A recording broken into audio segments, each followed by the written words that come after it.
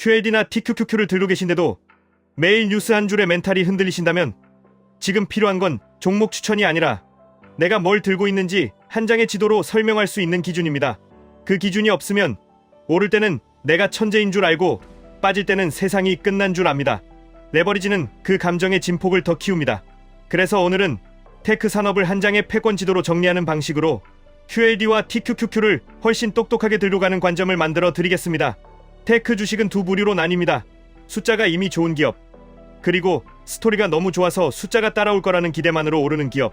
재미있는 건 시장은 종종 두 번째에 더 큰 프리미엄을 줍니다. 하지만 시간이 지나면 결국 숫자가 증명하지 못한 스토리는 꺼지고 숫자를 만들어 낸 스토리는 더 커집니다. 그래서 투자에서 가장 위험한 순간은 스토리가 좋은데 숫자가 안 좋다는 사실을 내 머리가 스스로 지워버리는 순간입니다. 그 순간부터 사람은 테마에 투자하는 게 아니라 희망에 투자합니다. 여기서 테크 패권 지도라는 발상이 강력해집니다. 테크를 항목으로 쪼개고 그 항목에서 진짜 돈이 도는지, 매일 쓰는지, 앞으로 더 커질지, 그리고 그 항목의 이름이 반복해서 등장하는 기업이 누구인지 이걸 표로 만들면 감으로 찍는 투자가 아니라 구조를 읽는 투자로 바뀝니다. 그리고 QLD와 TQQQ는 그 구조 위에 올라타는 가장 단순한 방법입니다. 개별 종목을 맞히는 게임을 줄이고 승자들이 모인 지수의 흐름에 베팅하는 방식이기 때문입니다. 지도를 시간 순서로 펼쳐보면 전통 컴퓨터 영역이 나옵니다. 컴퓨터 운영체제, CPU, 메모리. 운영체제는 마이크로소프트와 애플, CPU는 인텔과 AMD, 메모리는 삼성전자, SK하이닉스, 마이크론. 이 세 영역은 오래됐는데도 지금도 매일 쓰고 지금도 돈이 나옵니다. 바로 여기서 첫 번째 체크 포인트가 생깁니다. 오래됐는데도 살아남아 매일 쓰이는 기술은 이미 사용 습관이라는 해자를 갖고 있습니다. 해자는 어느 날 갑자기 무너지지 않습니다. 그래서 이런 영역의 강자는 위기에서 더 강해집니다. 사람들이 소비를 줄여도, 기업이 비용을 줄여도 컴퓨터와 서버는 멈추지 않기 때문입니다. 그 다음이 인터넷 생태계입니다. 검색, 온라인 광고, 온라인 커머스. 검색은 구글, 광고는 구글과 메타, 커머스는 아마존. 여기서 중요한 포인트는 인터넷 시대의 승자는 사용자 행동 데이터를 쌓는 회사였다는 겁니다. 검색 데이터, 소셜 데이터, 구매 데이터. 이 데이터는 단순한 기록이 아니라 다음 행동을 예측하고 광고 효율을 높이고 추천을 강화하는 연료가 됩니다. 그리고 AI 시대가 오면서 이 데이터는 더 무서운 무기가 됩니다. AI는 데이터를 먹고 자랍니다. 그러니까 AI 시대의 승자 후보는 AI 모델을 잘 만드는 회사만이 아니라 데이터와 유통망을 가진 회사입니다. 이 관점이 없으면 사람들은 모델 성능 비교에만 빠지고 돈이 어디서 나오는지 놓칩니다. 모바일로 넘어가면 모바일 운영체제와 앱 생태계, 디바이스 제조, 모바일 칩셋이 나옵니다. 애플과 구글이 운영체제를 잡고 애플과 삼성이 디바이스를 잡고 퀄컴과 미디어텍, 그리고 애플 자체 칩이 칩셋을 나눠 가집니다. 여기서 투자자가 봐야 할 건 통로를 누가 쥐고 있느냐입니다. 사람들이 AI를 쓰든 쇼핑을 하든 결제를 하든 결국 손에 쥐는 기기는 모바일입니다. 통로를 쥔 기업은 협상력이 생깁니다. 그리고 그 협상력은 서비스 수수료, 광고, 기본 탑재, 파트너십, 구독 전환으로 돈이 됩니다. 그래서 모바일 생태계의 강자는 기술이 한 세대 바뀌어도 쉽게 무너지지 않습니다. 다만 시장이 묻는 질문은 바뀝니다.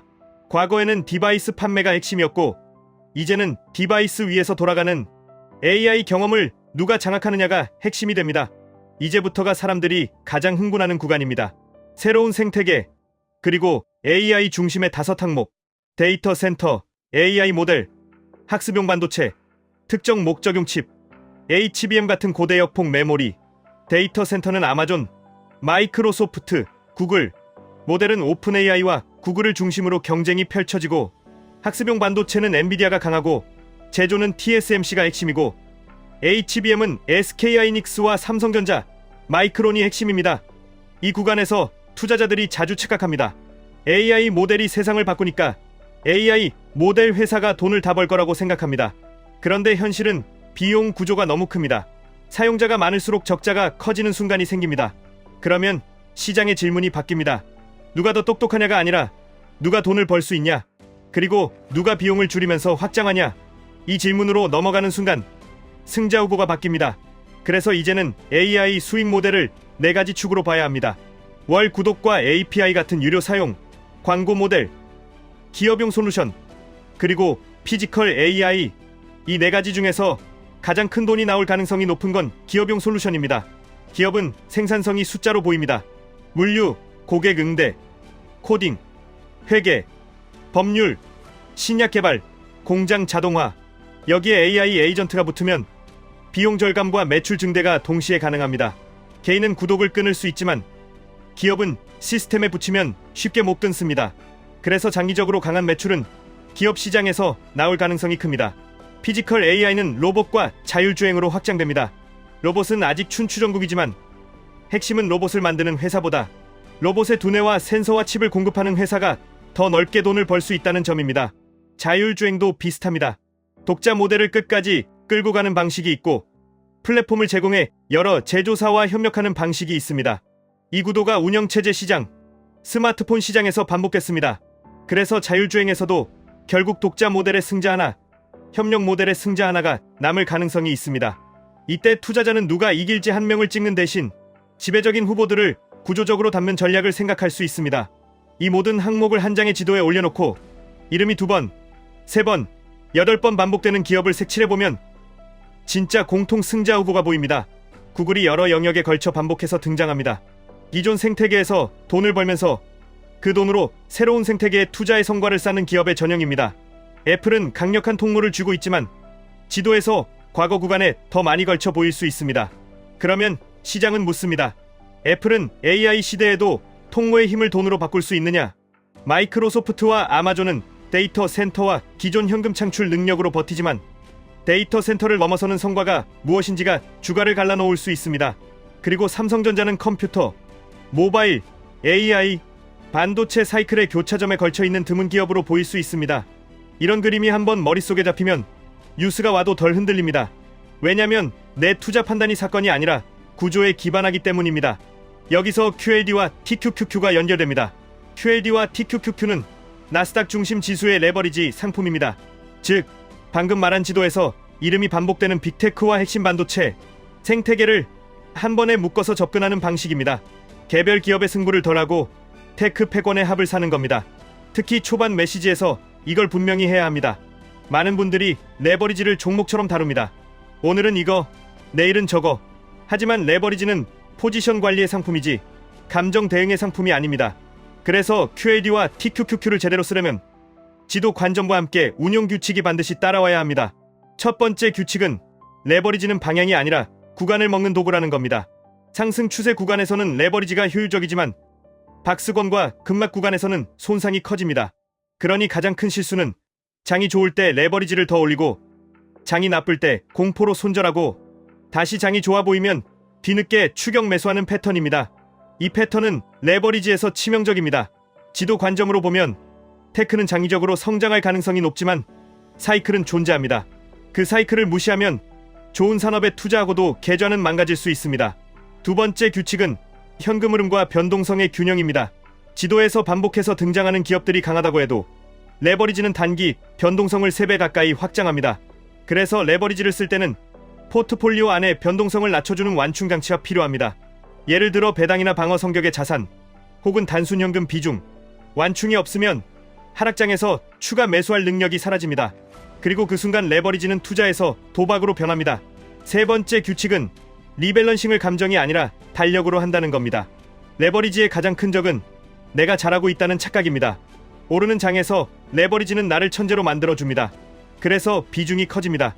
그리고 어느 순간 한 번에 큰 하락이 오면 회복까지 시간이 길어지고 심리적으로 버티기 어려워집니다.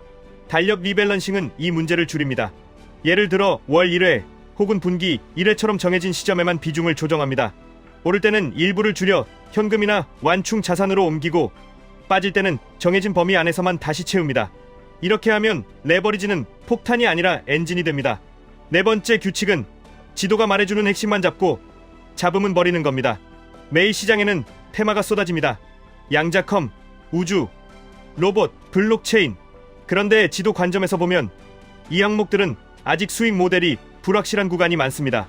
기대감은 크지만 숫자가 따라오지 않을 수 있습니다. 반면 데이터 센터, 반도체 공급망, 광고와 커머스처럼 이미 돈이 도는 영역은 기술이 바뀌어도 계속 돈을 만들어낼 가능성이 큽니다. 그러니 QLD와 TQQQ로 큰 축을 잡고 테마는 소량의 관찰 포지션으로만 다루는 게 합리적일 수 있습니다. 이건 추천이 아니라 구조적으로 흔들림을 줄이는 방법입니다. 이제 많은 분들이 궁금해하는 질문들이 나옵니다. QLD와 TQQQ는 둘 중 무엇이 더 좋으냐? 대답은 단순합니다. 더 좋은 상품이 아니라 내 계좌가 감당 가능한 진폭이 무엇이냐가 먼저입니다. TQQQ는 더 빠르게 갈 수 있지만 더 크게 흔들립니다. QLD는 덜 흔들리지만 같은 방향에서도 속도가 덜합니다. 레버리지는 수익률 비교보다 생존 확률 비교가 먼저입니다. 오래 남아있는 사람이 결국 이깁니다. 그 다음 질문. 하락장이 오면 어떻게 해야 하냐? 가장 위험한 답은 무조건 물타기입니다. 물타기는 자금이 무한할 때만 성립합니다. 현실에서는 자금이 한정되어 있고 심리도 한정되어 있습니다.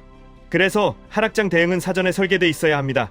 예를 들어 내가 정한 비중 범위 안에서만 분할 매수한다. 특정 수준의 하락에서는 추가 매수 대신 비중 유지만 한다. 혹은 현금이 일정 수준 아래로 떨어지면 신규 매수를 멈춘다. 이런 규칙이 없으면 하락장은 투자자의 의지를 녹입니다. 또 하나의 질문. 지금이 AI 버블이냐 아니냐? 이 질문 자체가 함정일 수 있습니다. 버블이냐 아니냐를 맞히는 게임은 대부분 틀립니다. 대신 지도 관점에서 묻는 질문이 더 생산적입니다. AI 인프라 투자가 올해도 이어질 가능성이 있느냐? 이어진다면 어느 구간의 기업이 숫자로 증명하느냐? 모델 경쟁이 아니라 수익 모델 경쟁으로 중심이 이동한다면 어떤 기업이 기업용 솔루션과 유통 채널을 동시에 쥐고 있느냐? 이런 질문으로 바꾸면 버블 논쟁의 시간을 덜 쓰고 구조 변화에 더 집중하게 됩니다. 마지막 질문. 결국 개별 종목을 안 사도 되냐? 정답은 없습니다. 다만 초보 투자자일수록 그리고 시간이 부족할수록 개별 종목은 정보 비대칭에서 밀릴 가능성이 큽니다. 반대로 지수는 승자들을 자동으로 담습니다. 물론 지수도 하락합니다. 하지만 지수는 한 회사의 실수로 끝장나지 않습니다. 그래서 QLD나 TQQQ 같은 상품은 개별 종목을 마치기보다 테크 패권 전체의 방향에 올라타는 방식으로 이해하면 훨씬 안정적으로 운용할 수 있습니다. 정리하면 이렇습니다. 테크 투자의 핵심은 이기는 기업을 찾는 게 아니라 이기는 구조를 먼저 보는 겁니다. 구조가 보이면 그 안에서 이름이 반복되는 기업들이 왜 강한지 설명할 수 있고 그 기업들이 모인 지수에 왜 돈이 몰리는지 이해할 수 있습니다. 그리고 그 다음에야 QLD와 TQQQ 같은 레버리지 상품이 단순한 투기가 아니라 설계된 엔진이 됩니다. 지도를 손에 쥐면 시장이 흔들어도 내가 흔들리지 않습니다. 그 차이가 장기 성과를 갈라놓습니다. 지금까지 1분 투자 하이젠버그였습니다.